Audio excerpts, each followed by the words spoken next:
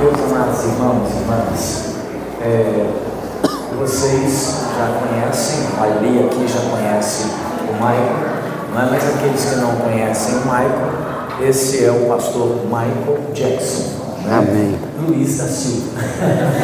Agora melhorou, Luiz da Silva. Né? Mas é uma alegria recebê-lo novamente aqui. Nós vamos estar orando, abençoando a vida do pastor. Feche seus olhos. Pai, nós queremos te agradecer mais uma Sim, vez. Deus. Por esse privilégio tão maravilhoso. Obrigado, Pai. Casa, para sermos ministrados. Sim, Deus. Da tua palavra. Usa a vida do pastor Michael Jackson. Ó Deus, sim, dê Pai. Graça, unção. Sim, Deus. De maneira que o nosso coração também esteja aberto para sim, Pai. receber a tua palavra. Em nome de Jesus, Pai. Michael, a sua sim, casa, Deus, eis-me família, aqui, Pai. E oramos em nome sim, de Deus. Jesus. Amém. Graça e paz a você. Prazer rever alguns, conhecer outros. Rever o meu amigo do peito, que além de amigo é um pai na caminhada, que é o reverendo Robert José da Cruz Costa. Falou o meu Michael Jackson completo, eu falo dele também. Amém? Irmãos, é muito bom poder estar aqui, rever a Luciana Cruz. Ela ficou feliz quando ela colocou Cruz no nome dela, irmãos. Felicidade total. Davi, Felipe, eu estava lembrando lá do Davi e do Felipe pequenininho, né? Mas hoje já dão 2 de mim, que não é muito difícil dar 2 de mim, mas a toda vez. Irmãos, graça e paz, que bom. Já encontrei alguns aqui, já apertei a mão, e é um prazer conhecer você também, que eu não conhecia ainda. Eu quero conversar um pouco com você nesta noite sobre o tema Senhor, socorro.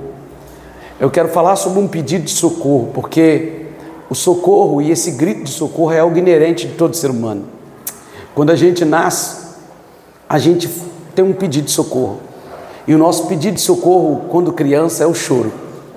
Se a criança quer mamar, ela vai gritar, ela vai chorar. Ela está pedindo socorro porque ela quer comida, até chegar o mamar. Se ela está com dorzinha de barriga, até ela está sentindo alguma coisa, ela vai gritar até chegar o socorro para ela. E aí a gente cresce e a gente aprende a falar, aprende a pedir socorro. Hoje em dia tem até alguns sinais que indicam um pedido de socorro, mas tem algumas coisas muito familiar nós, por exemplo, 190, Polícia Militar. Deu problema? Liga para a Polícia Militar, o nosso socorro. 191, se eu errar aqui vocês me corrigem, mas 191, Polícia Rodoviária Federal, isso mesmo? Deu problema na estrada, Polícia Rodoviária Federal. 192, SAMU, é isso mesmo? Liga para o SAMU, deu um problema. 193, Corpo de Bombeiros, é isso? Correto? E fora os outros números, por exemplo, você faz o seguro do seu carro, deu um problema na estrada, você liga para a seguradora. A gente tem várias formas e maneiras de pedir socorro hoje. E a gente tem meios tão abençoados como a Polícia Militar, como os bombeiros, como a Polícia Rodoviária Federal, como o SAMU, que nos ajuda nas nossas limitações e quando a gente precisa de socorro. A gente logo liga e diz, olha, preciso de socorro, vem me socorrer, eu estou aflito, eu preciso de socorro. E vem todos esses meios que foram criados para nos socorrer. E por que eu estou falando sobre isso? Porque hoje nós vamos ler um salmo muito conhecido de muitos de nós que estamos aqui, mas que às vezes a gente não conhece a estrutura do salmo.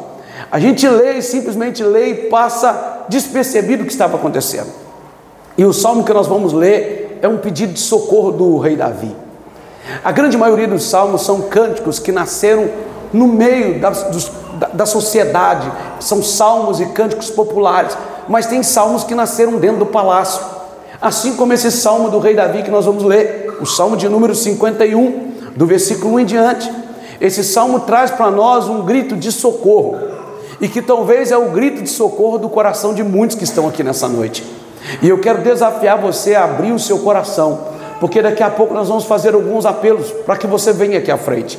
E talvez você vai se familiarizar com esse texto bíblico, porque é muito bonito ler o salmo, é muito bonito salmodiar ele, mas quando a gente começa a pensar na estrutura desse salmo, o porquê ele foi escrito, como ele foi escrito, sabe o pano de fundo que estava acontecendo para que esse salmo fosse escrito, a gente vai entender que esse salmo não é só um cântico bonito, que esse salmo não é só uma poesia, que esse salmo não é simplesmente um ditado de palavras bonitas, mas esse salmo é um grito de socorro, de um homem que tinha na sua cabeça a coroa do reino mais poderoso do seu tempo, de um homem que tinha um exército poderoso em suas mãos, de um homem que tinha dinheiro, fama, riqueza e poder, mas que estava em perigos.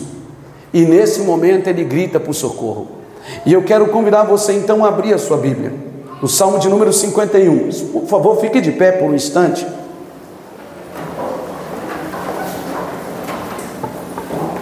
Diga para a pessoa que está ao seu lado: se prepare, porque a chapa vai esquentar. Fala: você veio preparado? Pergunta para a pessoa: você está preparado, preparada? Irmão, e isso é tão interessante que eu vim aqui com as 3 mensagens que o coração está pulando, saltando. E Deus confirmou meu coração aqui na ministração. Eu falei: ah, Jesus, obrigado, vamos nessa aqui mesmo. O Salmo de número 51. Quantos encontrou? Diga amém. Amém. Fala para o senhor que está ao seu lado: fica atento. Amém. O Salmo de número 51 é um salmo muito conhecido de todos nós. E ele diz assim: compadece de mim, ó Deus, segundo a tua benignidade e segundo a multidão das tuas misericórdias, apaga as minhas transgressões, lava-me completamente da minha iniquidade, purifica-me do meu pecado, pois eu conheço as minhas transgressões, e o meu pecado está sempre diante de mim. Pequei contra ti somente, e fiz o que é mal perante os teus olhos, de maneira que serás tido por justo no teu falar e puros no teu julgar. Eu nasci na iniquidade, e em pecado me concebeu minha mãe. Eis que te compadeces na verdade, no íntimo e no recôndito me fazes conhecer a sabedoria. Purifica-me com ensopo e ficarei limpo, lava-me e ficarei mais alvo que a neve. Faz-me ouvir júbilo e alegria, para que exulte os ossos que esmagastes. Esconde o rosto dos meus pecados e apaga todas as minhas iniquidades. Cria em mim, ó Deus, um coração puro, e renova dentro de mim um espírito inabalável. Não me repulses da tua presença, nem me retires o teu Espírito Santo. Restitui-me a alegria da tua salvação e sustenta-me com um espírito voluntário. Então ensinarei aos transgressores os teus caminhos, e os pecadores se converterão a ti. Livra-me dos crimes de sangue, ó Deus, Deus da minha salvação, e a minha língua exultará a tua justiça. Abre, Senhor, os meus lábios, e a minha boca manifestará os teus louvores, pois não te comprazes em sacrifício, do contrário, eu te daria. E não te agradas de holocaustos. Sacrifícios agradáveis a Deus são um espírito quebrantado, coração compungido e contrito, não desprezarás, ó Deus. Faz bem a Sião, segundo a tua boa vontade, edifica os muros de Jerusalém. Então te agradarás dos sacrifícios de justiça, dos holocaustos e das ofertas queimadas, e sobre o teu altar se oferecerão novilhos. Pode se assentar. Fala para a pessoa que está ao seu lado: por favor. Não, fala assim, é com muito carinho: por favor, não converse comigo agora, deixa eu ouvir o culto. Diga assim: depois do culto a gente conversa. Fala com a vigia, hein? Queridos irmãos e irmãs, como eu disse para você, existem muitas formas de pedir socorro, e todas as formas de pedir socorro que eu já falei aqui, elas são legítimas e funcionam. Mas chega um momento na nossa vida que nenhuma dessas formas de socorro poderá socorrer a alma aflita e a alma angustiada. Chega um momento na nossa vida que nem mesmo a medicina vai poder resolver a aflição da alma. E esse texto fala de um homem que tinha caído em um emaranhado de um pecado armado por Satanás.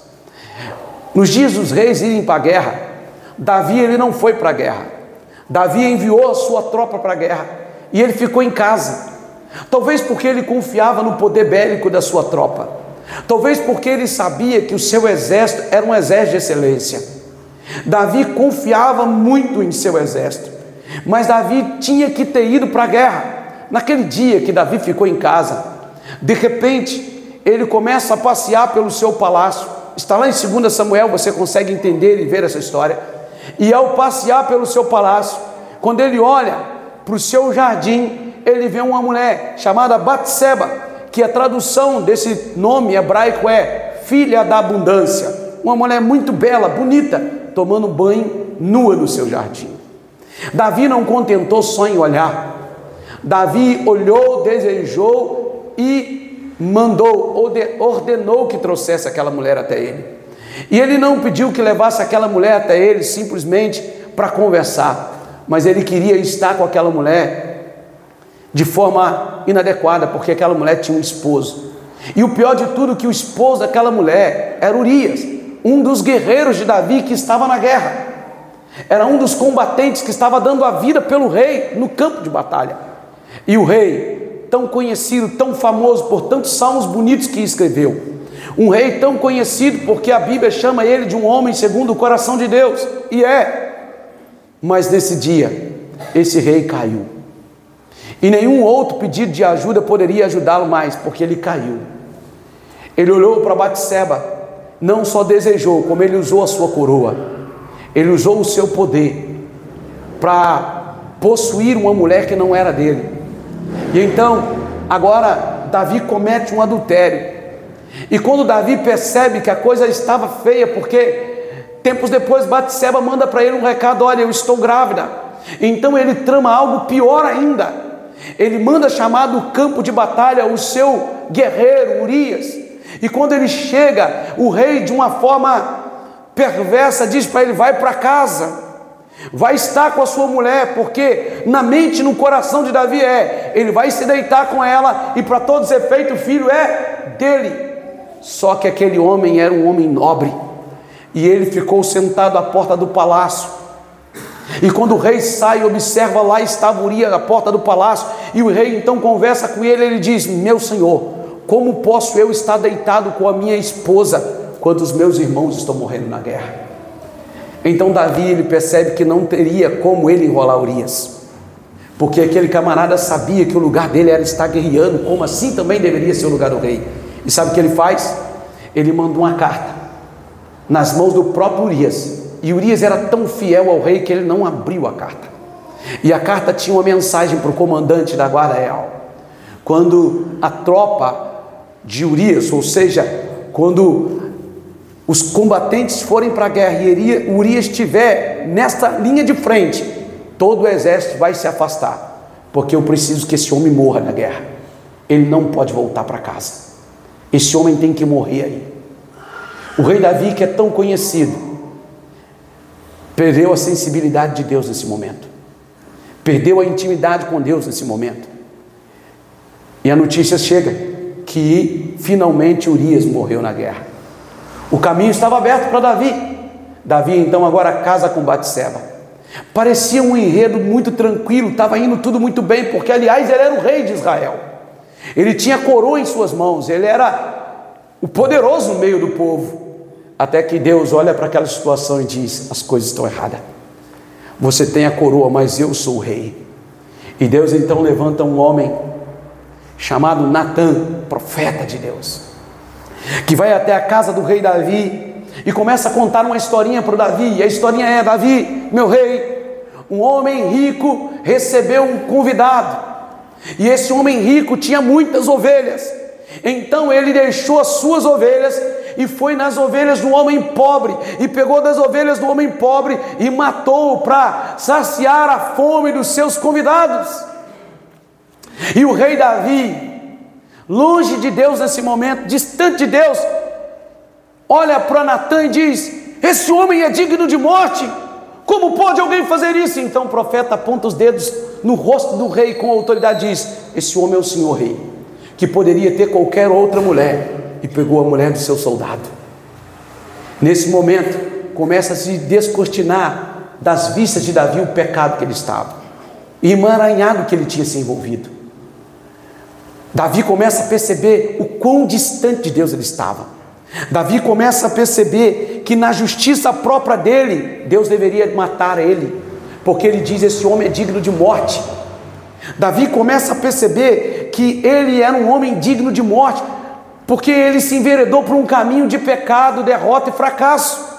Então nesse momento Davi tinha duas coisas a fazer: sustentar o seu orgulho e achar que a sua coroa era o suficiente, ou reconhecer que ele precisava de ajuda e pedir socorro, reconhecer que ele não era ninguém, que a coroa que ele carregava em sua cabeça, que o exército poderoso que ele tinha, que toda a riqueza do seu reino não adiantava de nada se ele não voltasse para os pés daquele que tinha ungido ele.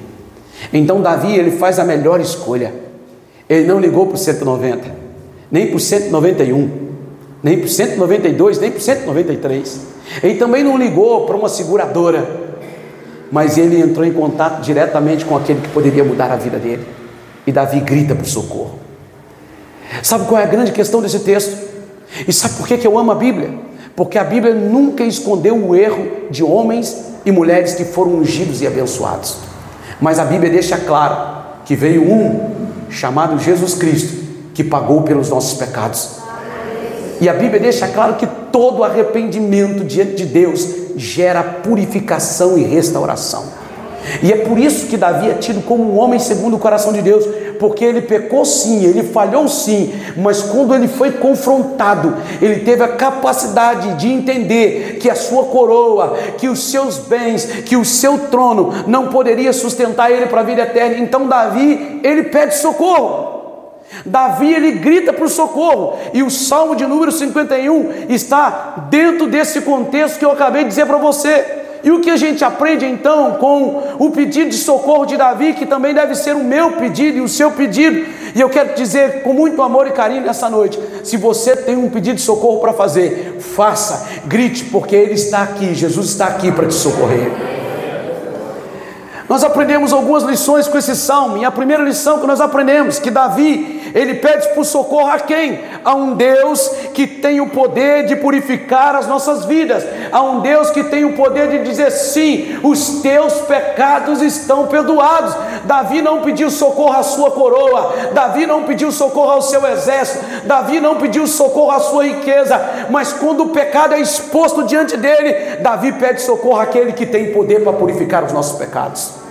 Então nesta noite, se você está aqui, você já tentou socorro em tantos lugares, mas não resolveu, você continua ainda amargurado, angustiado, a sua alma está oprimida, sobrecarregada, hoje é noite de você pedir socorro no lugar certo, e o nome dele é Jesus. O texto bíblico diz no versículo de número 1 e 2: compadece de mim, ó Deus, segundo as benignidades e segundo a multidão das tuas misericórdias, apaga as minhas transgressões, lava-me completamente da minha iniquidade e purifica-me do meu pecado. Davi agora pede socorro a Deus, porque ele viu quão grande mal ele fez para Urias e para Batseba. Davi, ele agora diz: Senhor, só o Senhor pode perdoar os meus pecados, só o Senhor pode me purificar do mal que eu fiz. Não tem como eu trazer a vida de Urias de volta, não tem como eu fazer mais nada, mas eu peço, Senhor, purifica-me, Senhor, socorre-me, Deus. Talvez você está aqui nessa noite remoendo o seu passado, você está aqui nessa noite remoendo na sua alma algumas coisas que estão lá atrás, mas que ainda assombram a sua vida nesses dias. Se você pedir socorro, fique tranquilo, porque não importa qual o pecado que você cometeu, se você gritar por socorro, o sangue de Jesus te purifica de todo pecado. O sangue de Jesus te dá uma nova história, um novo tempo, uma nova vida. Ele transforma o seu ser. Certo é que Davi, ele teve as consequências do seu erro. O Senhor o perdoou, mas a consequência foi dolorosa, foi doída. Mas uma coisa, Davi pôde caminhar o resto da vida de cabeça erguida, dizendo: eu fui perdoado. Ele pagou o preço das suas escolhas. Davi sofreu no decorrer da vida, mas Davi terminou a sua carreira tendo comunhão com Deus, porque até o Salmo 51, Davi tinha perdido a sua comunhão com Deus, porque Davi estava até nesse momento confiando na sua coroa, confiando no seu reino, confiando no seu exército. Mas quando Natã aponta o dedo sobre ele, Davi entende que ele precisava pedir socorro, e quem ele precisava pedir socorro estava de braços abertos esperando. Então ele diz: Deus, perdoa-me e purifica-me dos meus pecados. Sabe qual é o problema da nossa geração? É que nós estamos tratando o pecado como problema. Pecado não é problema. Problema tem o seu carro, problema tem o fogão da sua casa, problema tem a obra da igreja, que é fácil de resolver. Pecado é pecado. Pecado não é problema. Eu estou com um probleminha, pastor. Você não está com problema, você está com pecado e precisa ser resolvido. A nossa geração trata pecado como se fosse um problema. Problema dá em carro, problema dá nas coisas que os homens constroem. Você foi construído pela mão de Deus. E só tem uma coisa que nos afasta de Deus. E se você está se afastando, fraco, desanimado, desistindo, querendo ir embora, é pecado. Pastor, mas o senhor está sendo muito radical. Só tem uma coisa que nos separa de Deus: pecado, iniquidade e nada mais. E pecado e iniquidade tem que ser resolvido. E como isso é resolvido? Pedindo socorro. Para quem? Para o Deus que tem o poder de nos purificar e nos santificar. Por Deus que está, irmão, Deus está de braços abertos, olhando para mim e para você, dizendo assim: você caiu, meu filho, mas eu não estou aqui para te julgar, eu quero te perdoar. Deus está dizendo: corre para cá, vem para cá, corre para mim, porque eu tenho perdão para você, eu tenho cura para você. Então o segredo para você nessa noite é pedir socorro para Deus, é dizer como Davi: Pai, eu pequei aqui, eu falei aqui, eu sei aonde eu errei, mas me socorre. E Deus vem te socorrer. João no capítulo 8, no versículo 36, João diz algo muito interessante. Ele diz: se pois o Filho vos libertar, verdadeiramente sereis livres. Deus tem liberdade para você, meu irmão. Deus tem liberdade para você, minha irmã. A segunda lição é que Davi, ele reconhece o seu erro. E quando Davi reconhece o seu erro, ele entende que Deus, ele tem todo o poder de fazer algo novo na vida dele. Sabe, irmão, o versículo de número 3, o versículo 4, olha o que diz aí: pois eu conheço as minhas transgressões, e o meu pecado está sempre diante de mim. Pequei contra ti somente, e fiz o que é mal perante os teus olhos, de maneira que serás tido por justo no teu falar e puro no teu julgar. Olha o versículo 6, diz o seguinte: eis que te compraz na verdade e no íntimo, e no recôndito me fazes conhecer a sabedoria. Versículo 14: livra-me dos crimes de sangue, ó Deus, Deus da minha salvação, e a minha língua exultará a tua justiça. Davi sabia exatamente o que ele tinha feito. Eu cometi crime de sangue. Davi sabia que nós não podíamos esconder, que não podemos esconder nada de Deus. Não é à toa que lá no Salmo 139 ele diz: a palavra ainda não veio à minha boca, o Senhor conhece cada uma delas. O Senhor conhece o meu deitar e o meu levantar, o Senhor sabe tudo sobre mim. A segunda lição que nós aprendemos com Davi é que para pedir socorro, a gente precisa entender que não existe pecado oculto. E cada um de nós sabemos exatamente o que precisamos confessar. Cada um de nós sabemos exatamente as mazelas aonde caímos. Cada um de nós sabemos exatamente o que está nos afligindo e o que nós precisamos dizer para Deus: Senhor, socorre-me, porque sozinho eu não vou conseguir. Sabe qual é o nosso grande problema? É que muitas vezes nós estamos igual Sansão, irmão. A glória já foi embora há muito tempo da nossa vida e nós estamos achando que a glória está aí. A gente está querendo resolver com a religiosidade. Eu sou religioso, eu vou na igreja, todo domingo eu estou no culto. É muito mais do que isso, é ser igreja, irmão. Deus não te chamou só para vir, Deus te chamou para ser igreja. O que está acontecendo aqui agora é simplesmente o desembocar de ser igreja no cotidiano. O culto não começa aqui às 7 horas, o culto é diário na nossa vida, todos os dias. 7 horas é o momento em que Deus escolheu para que nós nos reunimos aqui em um culto público, em louvor e adoração, congregar e bendizer o Senhor, para que Deus derrame o óleo da preciosa unção de forma coletiva sobre a vida da sua igreja. Nós somos igreja no nosso trabalho, nós somos igreja na nossa vizinhança, nós somos igreja onde quer que estivermos, e nós precisamos reconhecer as mazelas da nossa alma. Nós precisamos parar de tratar pecado como problema e tratar pecado como pecado. Foi isso que Davi entendeu quando Natã colocou os dedos nos olhos dele e disse: o Senhor é esse homem rei que pecou contra Urias e Batseba. Então Davi diz o seguinte: Deus, me socorre, porque eu sei aonde eu pequei, me socorre, porque sozinho eu não vou conseguir. E deixa eu falar aquilo que Deus está movendo no meu coração. Deus sabe o que você está vendo no seu celular. Deus sabe quando você está num lugar onde mais ninguém te vê. Deus sabe o que você está vendo. Deus sabe tudo que está passando no seu coração, na sua alma. E Deus de forma alguma tem qualquer intenção de acusar ou apontar o dedo. Pelo contrário, Assim como você liga para o 190, 191, você está ali, algum perigo vem, você liga, você pega o telefone e diz socorro. Deus está lá do alto dizendo, é só você gritar por socorro, porque eu tenho o poder de te livrar dessas mazelas. Deus tem o poder de quebrar as mazelas que estão aprisionando os seus pés. Deus tem o poder de quebrar as cadeias que ainda te deixa estagnado, que ainda te deixa parado. Você só precisa ter a hombridade, o caráter. Você só precisa olhar para Deus e dizer, Senhor, eu pequei aqui, eu errei aqui, socorre-me. Porque foi isso que Davi fez. A terceira lição que nós aprendemos sobre o pedido de socorro de Davi é que Davi entendeu que a alegria que ele procurou nos prazeres da carne não valia a pena. Davi entendeu isso, que a alegria que ele teve por um momento com Batseba custou caro para ele. Foi caro. Olhe para mim, deixa eu dizer algo para você. Vamos fazer aqui um caminho de volta agora. Lembra de Gênesis? No princípio criou Deus os céus e a terra, e logo depois Deus cria o homem, e logo depois Deus cria a mulher. Deus viu que o homem estava só e Deus criou a mulher. Aí Deus disse para o homem para não comer do fruto da árvore da vida, do conhecimento do bem e do mal, melhor dizendo. E aí o diabo aparece para quem primeiro? Quem é tentado primeiro? Hein? Quem? A Eva. E como que Eva foi tentada? Porque o diabo achou o corpo de uma serpente, entrou em uma serpente, dialogou com ela e fez ela comer do fruto. Agora a grande pergunta é, por que essa mesma serpente não foi até Adão? Por que essa mesma serpente chegou lá e falou assim, Adão, cá rapaz, vamos bater um papinho. Por quê, irmãos? Simples.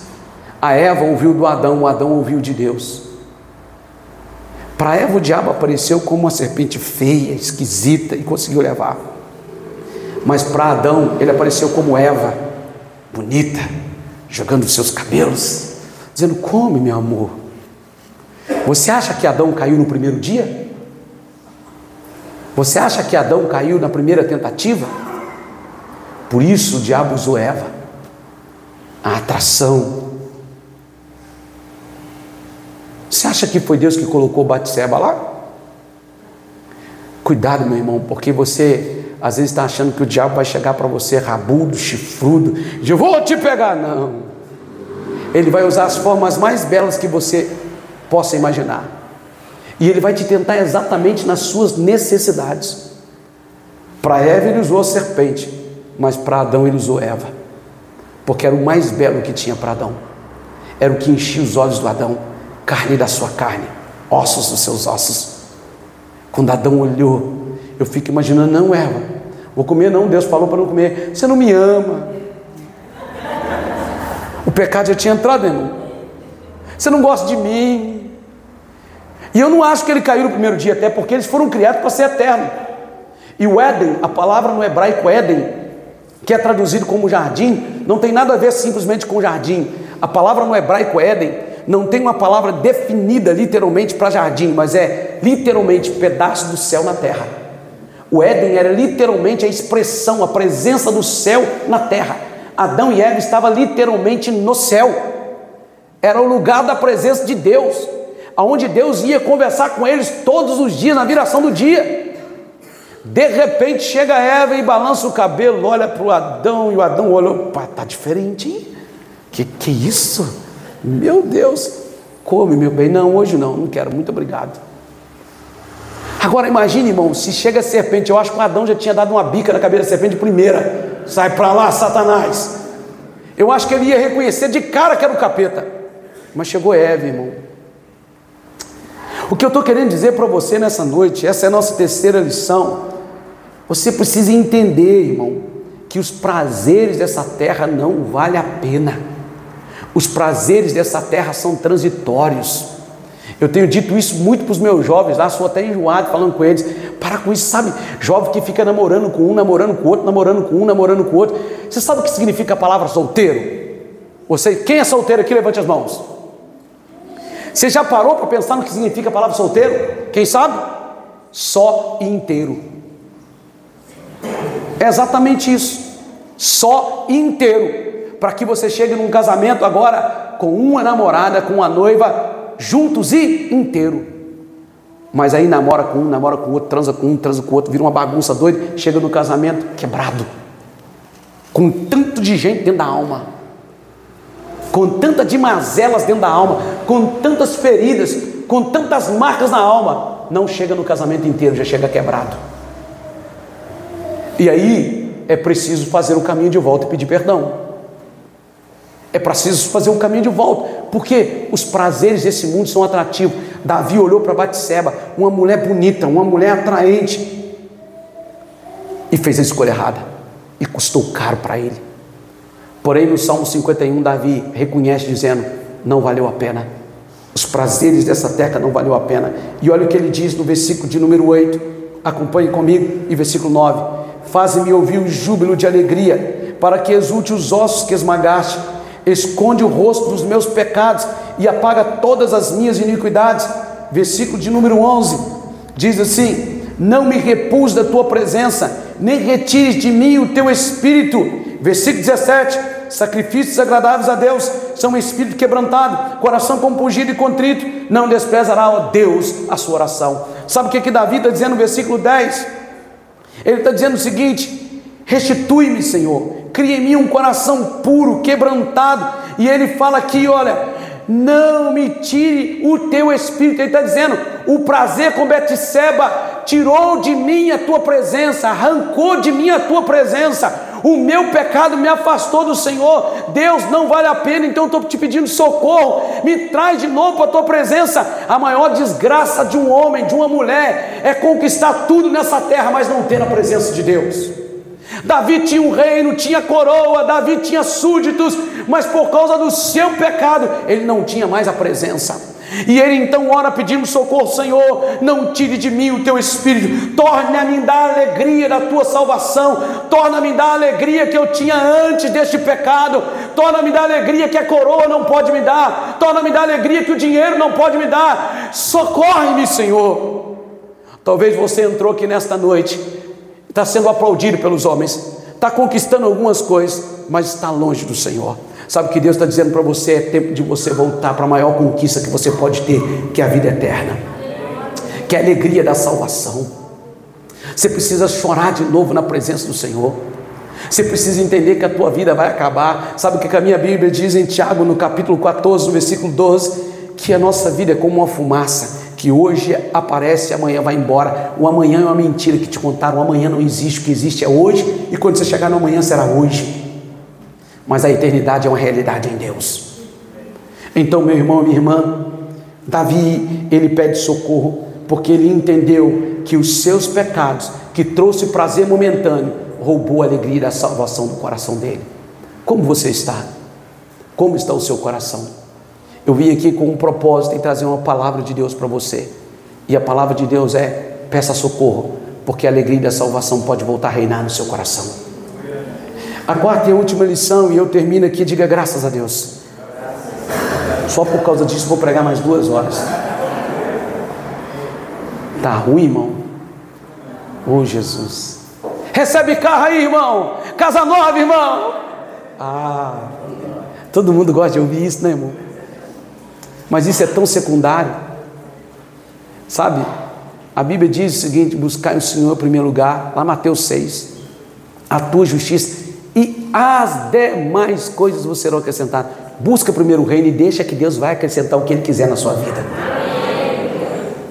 Posso ouvir de novo um amém? Amém. A quarta e última lição sobre esse pedido de socorro de Davi é que Davi sabia que a raiz do problema estava em seu coração. Diga a pessoa que está ao seu lado: a raiz do problema está dentro de você. Só que a gente tem a forte tendência de dizer que está fora, está no outro. Eu pequei, pastor, mas porque o outro fez isso. Eu pequei, pastor, mas não tem mais não, irmão, está dentro de mim, de você. Não tem mais não, é a nossa alma. E quando a Bíblia fala de coração, ela não está falando de carne.